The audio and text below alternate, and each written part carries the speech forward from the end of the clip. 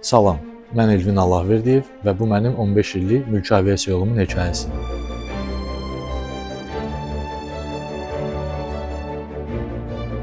ASG Grand Handling şirkəti ilə ilk tanışlığım 2011-ci ildə baş tutmuşdur. Belə ki, həmin il sərnişin daşıma xidmətinin agent vəzifəsi üzrə müraciət etmişdim və bir ay sonra müraciətimə müsbət cavab aldım. Peşəkar fəaliyyət dövründə bir sıra vəzifələr icra etmişəm. Belə ki, bu şirkətdə fəaliyyətə başladığım ildən 2014-cü ilədək agent vəzifəsində çalışmışam. 2014-cü ildə növbə rəisi müavini vəzifəsinə təyinat almışam. 2016-cı ildə isə növbə rəisi vəzifəsinə təyin olunmuşam. 2018-ci ilin sonlarında sərnişin daşıma xidmətinin beynəlxalq əvəzləşmələr sahəsinə sahə rəisi təyin olundum. Bu vəzifədə 2024-cü ilədək fəaliyyət göstərmişəm.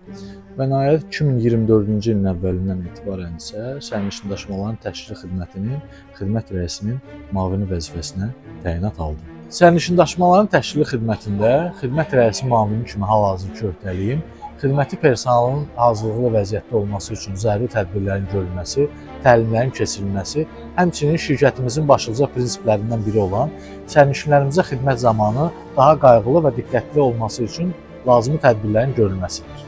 Aviasiya sahəsində 15 illik iş fəaliyyətim sözsüz ki, gündəlik həyat tərzimə də təsirsiz ötüşməyib.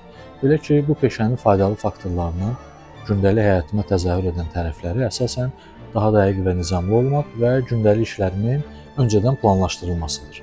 Uçuşların vaxtında baş tutması üçün sərnişin daşımaların təşkili xidmətinin üzərinə çox böyük bir məsuliyyət düşür.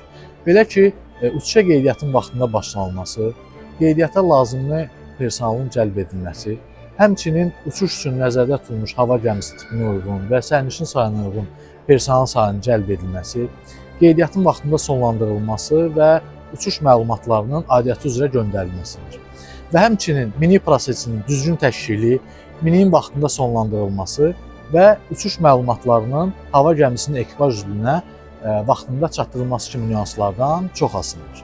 Hava limanında sərnişin daşıma xidmətində çalışmaq istəyənlərə tövsiyəm ondan ibarətdir ki, daha çox dil biliklərini artırsınlar, təhsillərinə önəm versinlər və özlərini inkişaf elətdirmək üçün daha çox mütaliə etsinlər.